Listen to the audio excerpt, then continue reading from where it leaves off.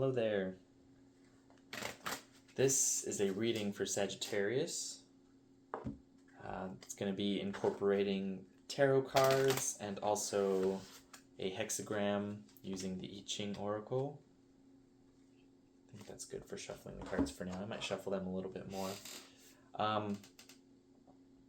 Where to begin?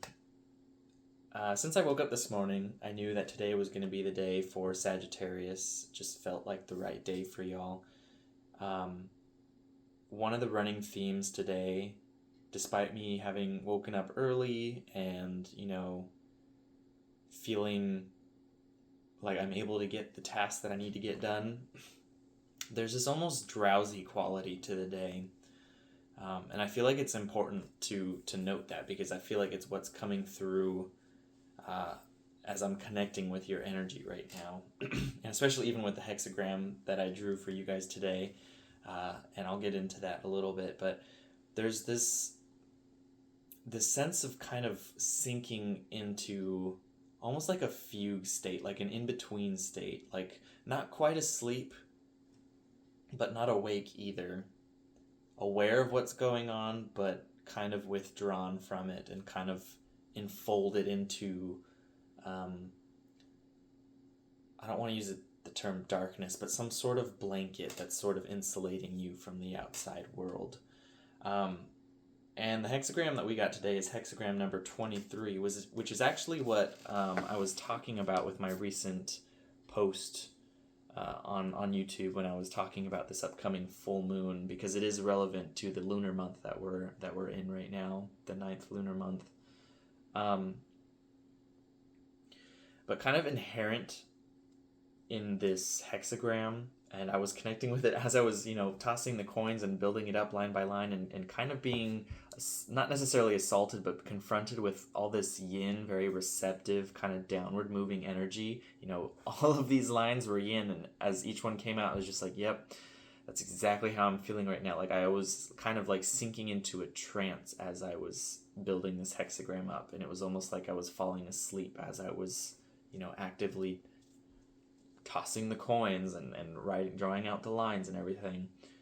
And it's kind of inherent in the message of this hexagram, and I'll get to that in just a moment. But I do want to let you know that this hexagram is composed of the 2 trigrams Earth, which are these 3 yin lines down here, and Mountain, which are these 2 yin lines topped by this yang line here. And this top line, this 6th line, is actually your changing line today.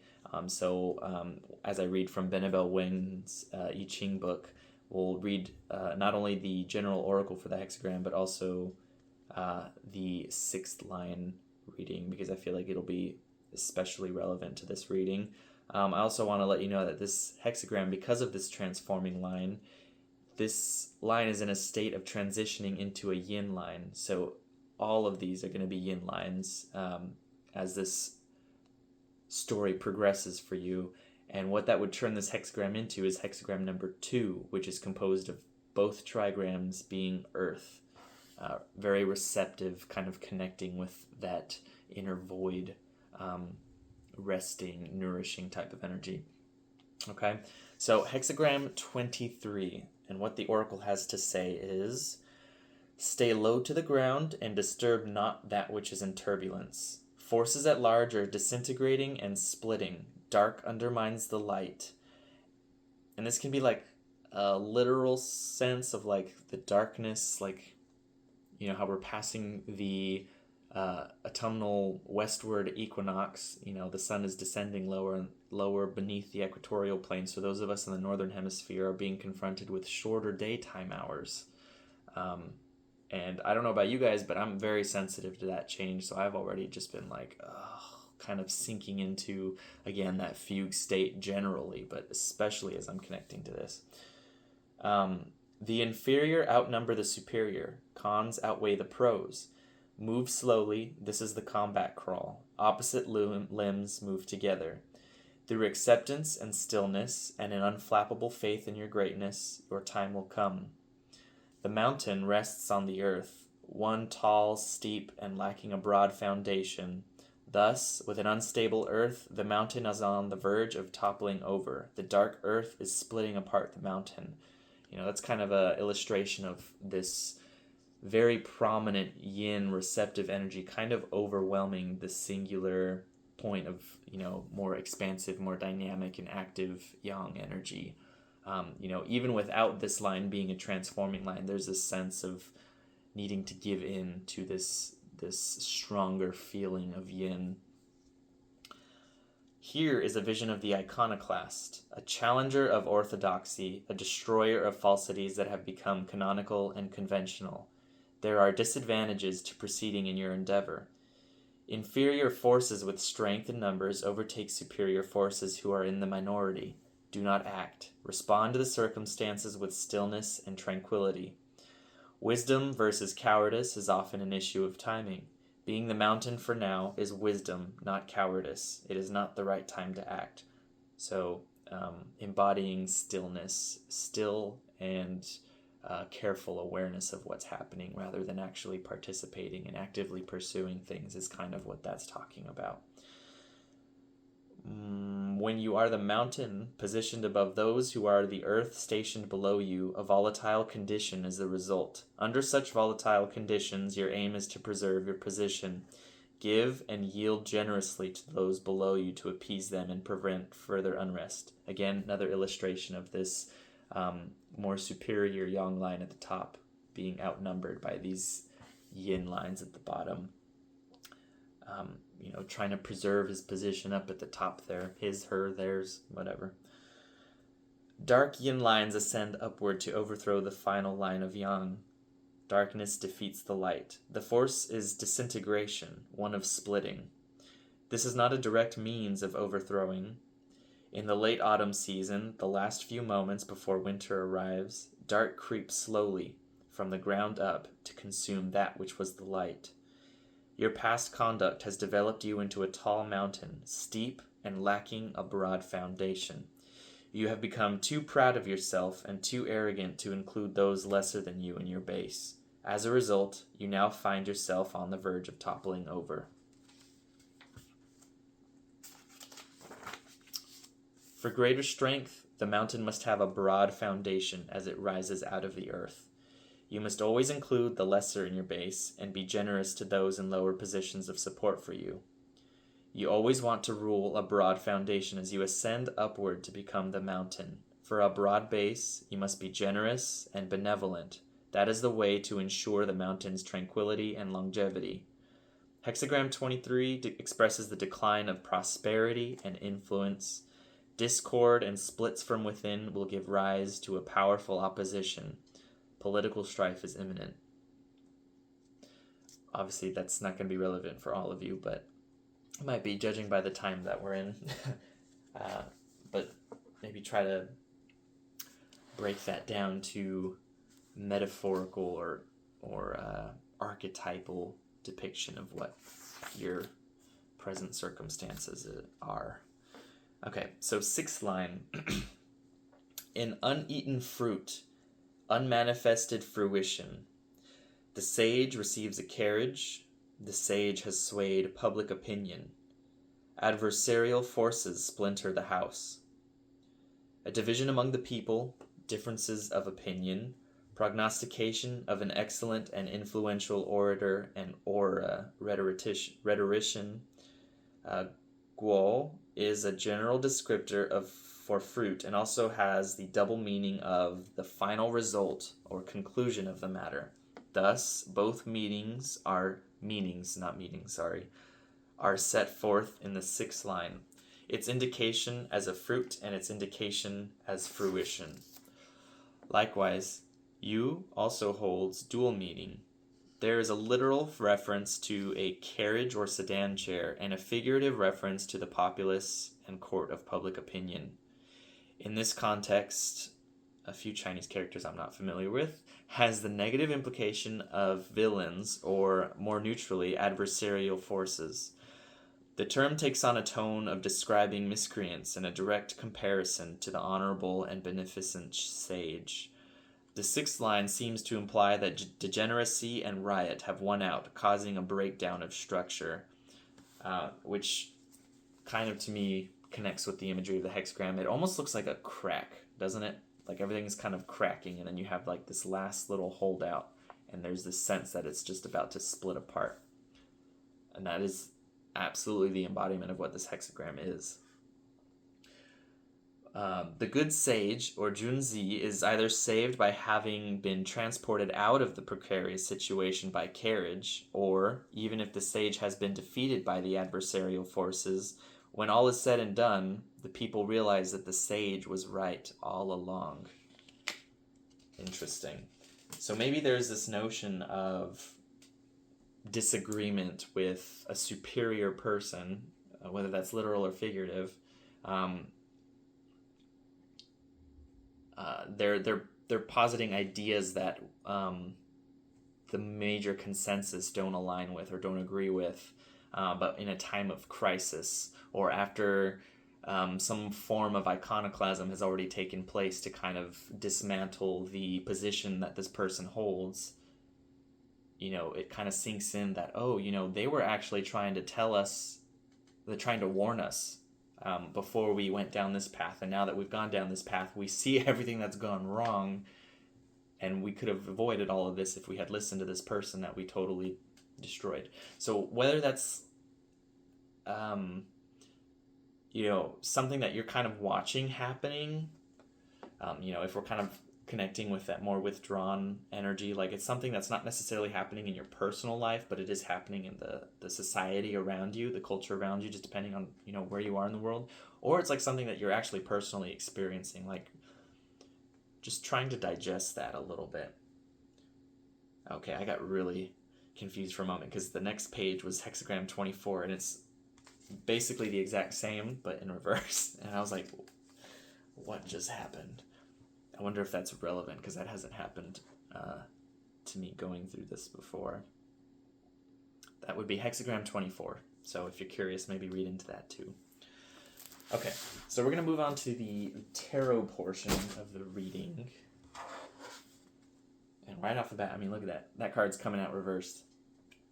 And it's just giving me the impression of like that sinking downward receptive yin energy. But let's see what that card is, shall we? Speaking of yin energy, we have the Princess of Cups. And she's in reverse, of course. Could be a water sign. Cancer, Scorpio, Pisces. But we'll get into what else it could be. 5 of Cups. So more water, more downward fluid energy. And that's the first decan of Scorpio. 3 of Swords, middle decan of Libra.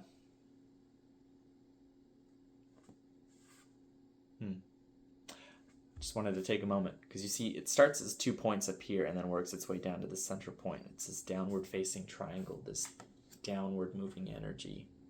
Again, it's like everything is sinking. The Empress in reverse.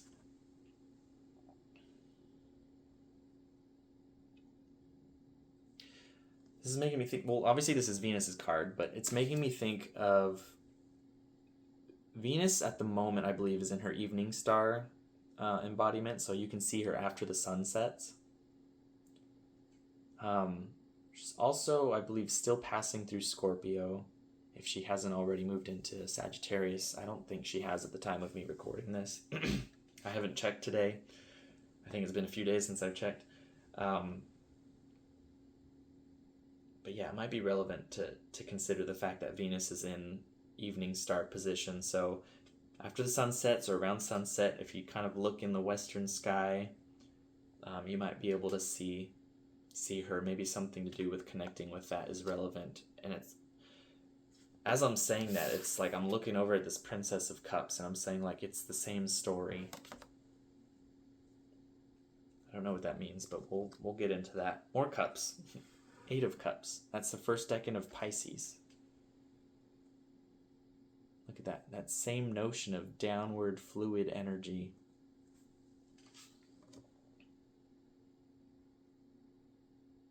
I've never gotten this impression from this card before, but as I was about to put it down, I was seeing like the Grand Canyon being formed. Like the fluid, yielding power of water. Water itself doesn't, how do I put this? It's very unassuming, but when water consolidates and the forces of gravity compel it into motion, it can level mountains, it can reshape entire terrains, and it can create things like the Grand Canyon. Like, it's a huge testament to a power that we can't even comprehend as human beings. It's beyond our ability to imagine.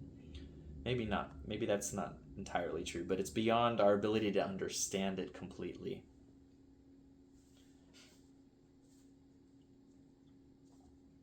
Not sure why that felt relevant, but maybe it'll come out as we go over things again. 5 of Wands. This is strife. That's the first decan of Leo. That's going right under the Princess of Cups. We have the Chariot. This is Cancer's sign, going right under the 5 of Cups. 10 of Coins. I almost said Wands. Wealth. That's the last decan of Virgo, and this is going right under the 3 of Swords. We have the 9 of Wands in reverse. I'm sorry, 6 of Wands. I was like, it looked like a 9, but it's reversed. That is the middle decan of Leo. That's going under the Empress. And as I'm saying that, I'm trying to remember, there was I don't remember if it was this summer or last summer when Venus completed a cycle in Leo, conjoined with the sun in the sign of Leo. I think that was this summer. It was around the time when the Barbie movie came out. Maybe that was last summer. Time has just been so weird. Like, it goes by really slow at some moments, and then it's just like you blink and 3 months have gone by. Knight of Cups closing out the reading, kind of bookending in the same way that this Princess of Cups is, and this is going under the 8 of Cups. Okay, Sagittarius. Bottom of the deck, we have the 6 of Swords. Middle decan of Aquarius. And again, look at that cross in the middle. It's reversed, just like the first card was. Remember when I showed you at the beginning of the reading? Maybe relevant, maybe not. But I feel like everything is significant when you're in states like this, where you're connecting with the energy of divination.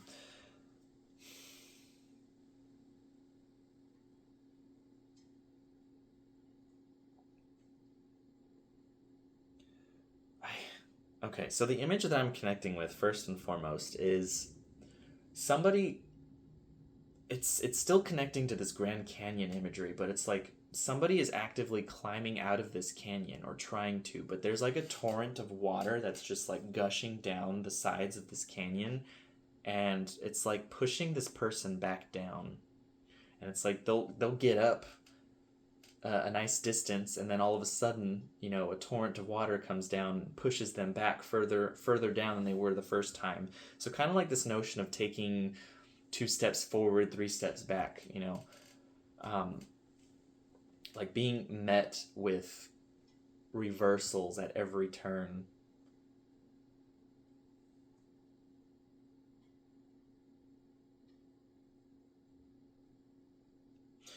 Kind of connecting with the hexagram. Yeah, I'm looking at this 3 of Swords as I'm saying this.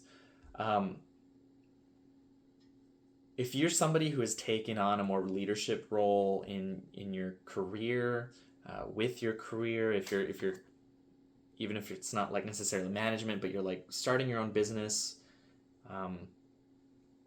or pursuing something where you're in charge of this, whatever it is. It's almost like how it seems like it should operate from like a hierarchical, I I don't even know how to word this. Like, you're at the top and you should be able to kind of delegate things to the bottom, or you should be able to have the resources that you have kind of provided for you, have the support that you need, you have the network that you need in order to succeed in this. It's like, it's kind of like top seat. It's turned on its head. It's like upside down. Like, again, this downward facing triangle, whereas, you know, things typically operate in a more pyramidal structure. In this present age that we live in, you know,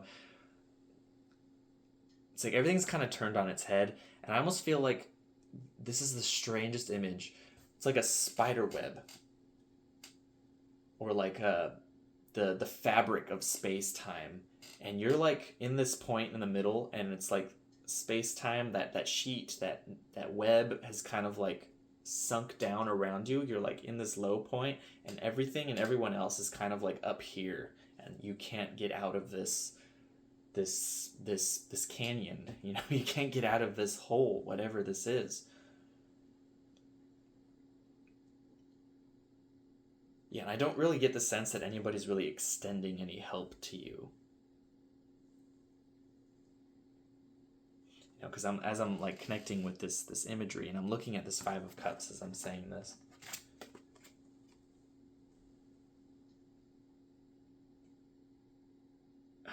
It's like I'm almost hearing like a voice, and it's like telling me, what is it saying? It's like, suck it up.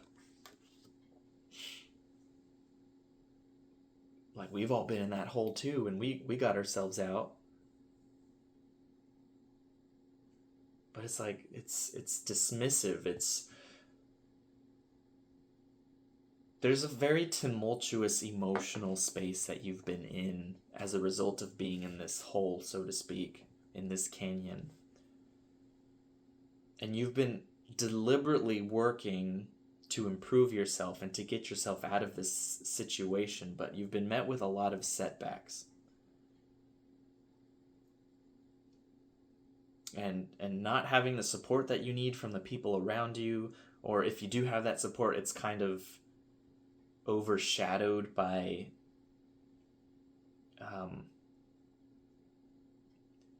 a larger how do I put this, like a larger manifestation of disempowerment.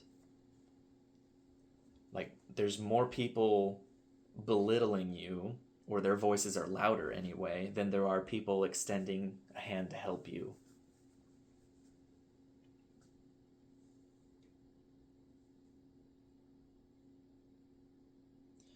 And this Princess of Cups in reverse, I'm looking at her, and it's almost like I'm getting this image of somebody wearing like white robes, and I don't know if they've been pushed, if they fell, or if they dove into this body of water. It's like dark black water, and the moon is shining, and they're like sinking down in the water, and I can see like the moonlight reflecting off of their white robes that they're wearing, but there's this very sinking feeling, and there's like fish coming around to kind of like examine you, but they're not obviously able to help you because of, you know, the nature of what they are. They just don't have the capabilities, they don't have the resources, they don't have the hands or the size to help you get back up to the surface of the water, but they're there as company as you sink, I guess, just kind of curiously watching the process unfold.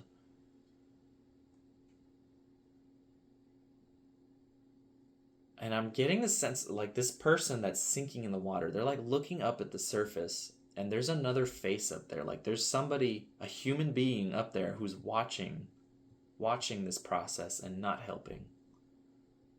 And I don't know if they're the person that pushed you down, or if they just happened to be there when you jumped in, or when you fell in, and they're not doing anything to change the circumstances.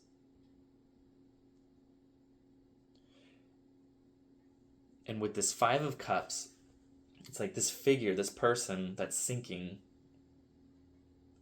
I don't want to say they've given up, but they've kind of yielded to their circumstances and kind of accepted that their fate is to sink lower into this ocean, this body of water, whatever this is.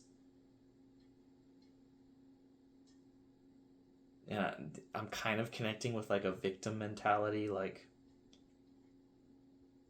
I'm just gonna accept that things are shit because I don't know, I'm a bad person, or because I deserve this, or all these things just keep happening and there's nothing I can do about it. I don't have power to change my circumstances and this is just how it's going to be. I don't know if that's a mindset that you're struggling with right now. Obviously, when that comes up and is reflected, it's usually a warning. Like, don't allow this to overtake your faculties. Like, that could be part of this message with this hexagram here. Like, that young line is like the last holdout of, I'm going to change my circumstances. I'm going to take an active role in improving my life, and I'm going to get myself out of this hole that I'm in. And it's like threatening to break, because it'd be so much easier to just let yourself sink. You know, just let yourself feel the heaviness dragging you down deeper and deeper.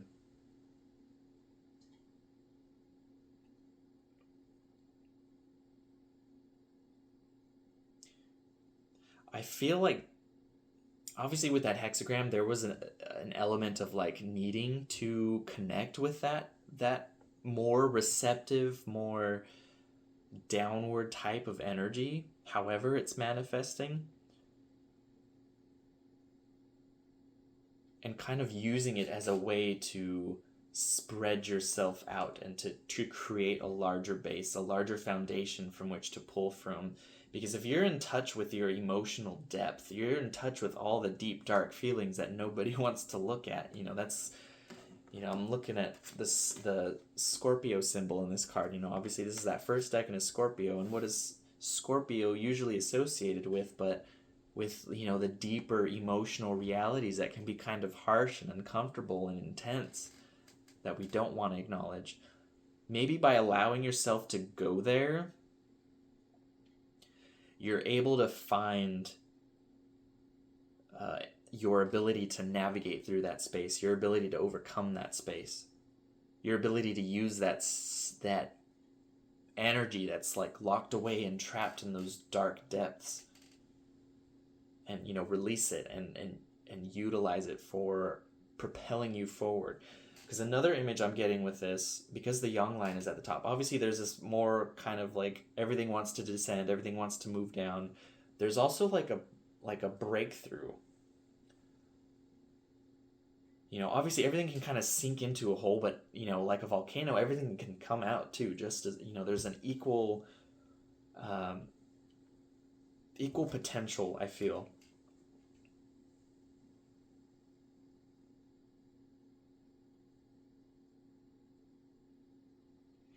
You know, and Venus, you know, the Empress in reverse, the evening star,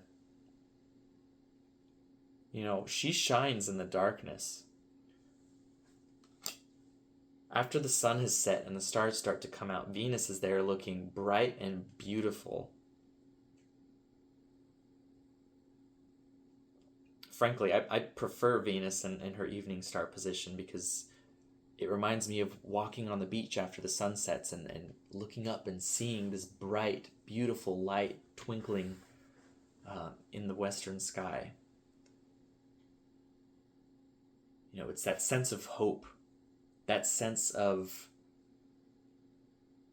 faith and joy and pleasure that comes with being alive and being able to look around and appreciate how wonderful this world can be if you see it in the right light.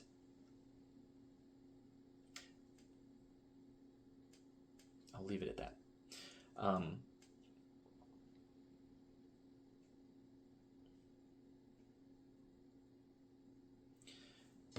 This Eight of Cups, to me, feels like a low tide.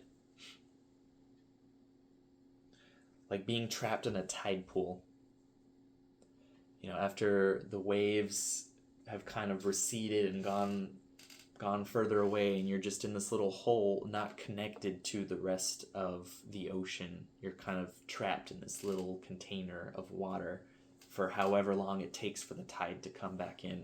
And it's like that notion of tidal energy is what's being conveyed with this image here. There are times when we feel separated from the whole, we feel separated from source, we feel separated from the universe, and we feel unable to move or trapped by our circumstances. We feel limited in our ability to get out of a pit, essentially. But this too shall pass. Like, everything ebbs and flows in life and in self. Our emotions ebb and flow. Sometimes we're feeling really great and we're feeling really energetic, and other times we're just kind of like, we need to sleep. We need to rest. We need to meditate. We need to sit and do nothing, sit and listen to music, read a book.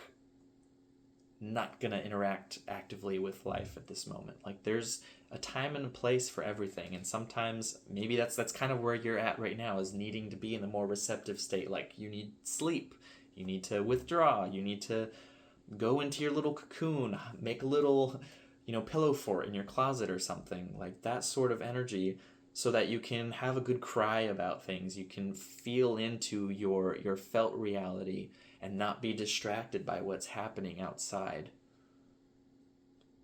And once you've felt into that inner reality, maybe that's when you have kind of that breakthrough and you're able to move with this more fiery energy, this Five of Wands here. And obviously the card is called Strife, and if you look at the Five of Wands in the Rider-Waite deck, you see a bunch of, they're always children to me in my head, but like they're fighting with one another, whether it's a game or it's like an actual like strife, like an actual conflict, an actual fight.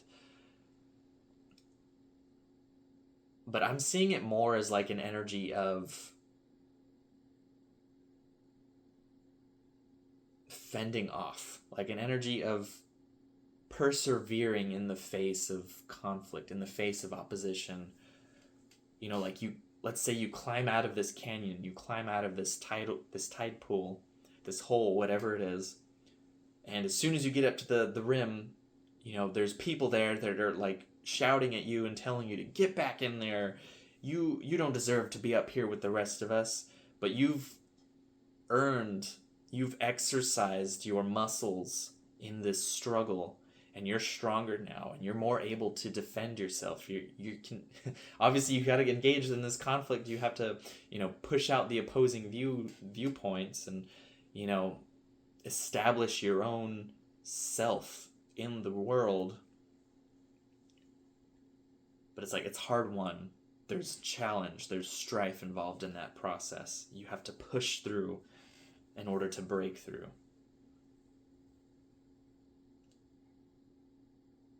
But be like water is what I'm hearing. Soft power. Power in stillness. I'm saying that as I'm looking at the Chariot, which, obviously is kind of a card that indicates movement or momentum in some way. And it connects with Cancer.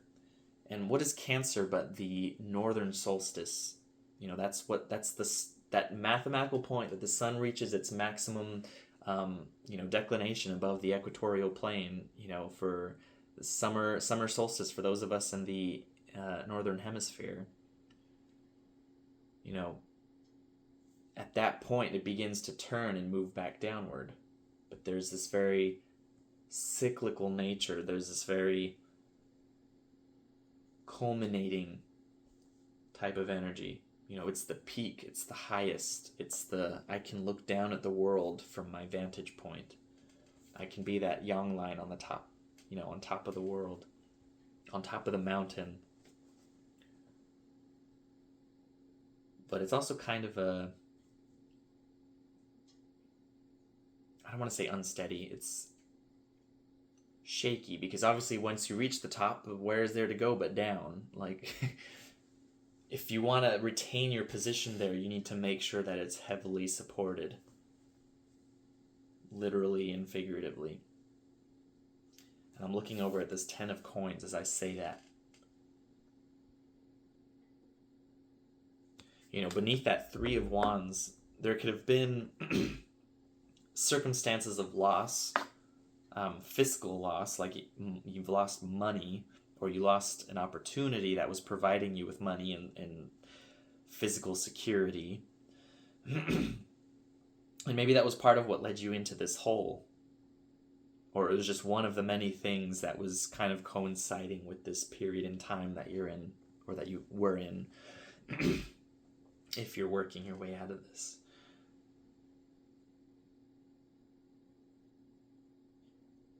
And it's connecting back to this Chariot. I'm looking at it, and it's like thinking back to what I had said, like, once you reach the top, where is there to go but down? It's kind of a vulnerable position. It seems like it should be strong, but you're dependent on everything beneath you. And if the pyramidal structure is, inverted on itself, and the bottom revolts against the top, it's very easy to knock that point. There's two points. They have the power of majority over this minority right here. Power of majority over the minority. It's the people overthrowing their ruler.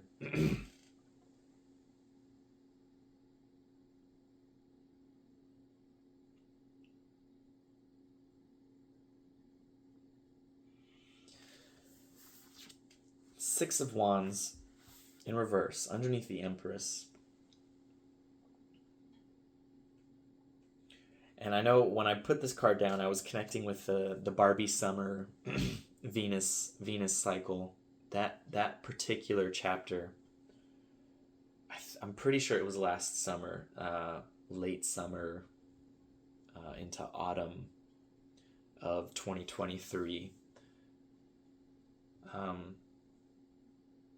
I feel like the only way that I'm going to really be able to convey what that energy was like is by divulging some of what I was going through at the time. So that summer was actually very energetic for me, very fun. I was meeting a lot of new people, going out and having a great time and exploring. And I even started a new relationship at that point with somebody who was living on the other side of the world, and it was a intense fling, and it broadened my horizons, literally and figuratively, because I ended up traveling after this person left the area that I was in, or that I'm in, and it was very, not only intellectually liberating, philosophically enlivening, empowering, because I was, doing all these new things and exploring all these new places on my own in a lot of ways.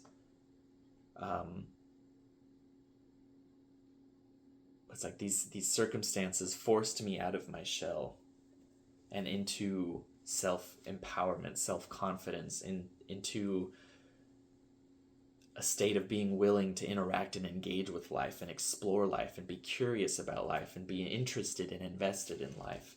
And maybe that energy is what you need to reconnect with. Maybe that's your little star of hope in the west. That's Venus shining even after the sun is set. That's reconnecting with yourself again, appreciating yourself and how far you've come, and appreciating the people that are still around, if there are people around. And if there are not people around, it doesn't... So what? You're still here, you're still alive, you're still capable, you're still wonderful and beautiful, and you've learned so much having gone through what you've gone through, and now you're here and you're capable of improving things, and there will always be new people. If everyone has been ostracized from your life or has left you behind in some way, there will always be others who take their place. And maybe these others will be of the enduring sort, as long as you don't push them away, Being open and receptive and and allowing them to come in, allowing the blessing to come in. And as I'm saying that, I'm looking down at this Knight of Cups right here. It's like this, I'm seeing that image of the person sinking into the ocean. This is the face at the surface, and this is the face as he dives into the water to save this person that's sinking. This is the one, I'm hesitating to say saves you, because you save yourself. This person is just there to be with you in that process, to help you save yourself, to help you feel supported in that process, to help you feel encouraged, to remind you that you're capable, that you can do this.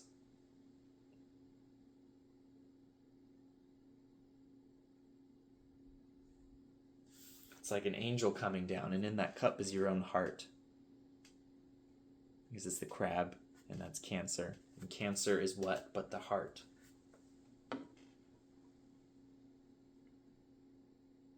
It's that precious, guarded thing that the ribs hold, separate from everything else, separate from the world, protected from the world. And this Knight of Cups is like pointing at your heart and saying, you've got this. This too shall pass. And when it does, you're going to be ready.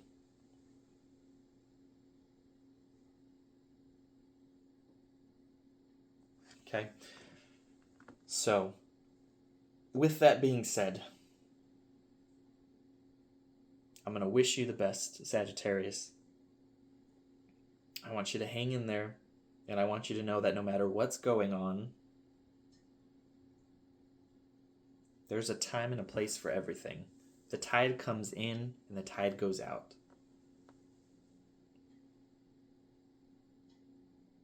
You can work with it or you can fight it. You can let it destroy you or you can let it propel you. It's all up to you. Okay, hang in there, Sagittarius.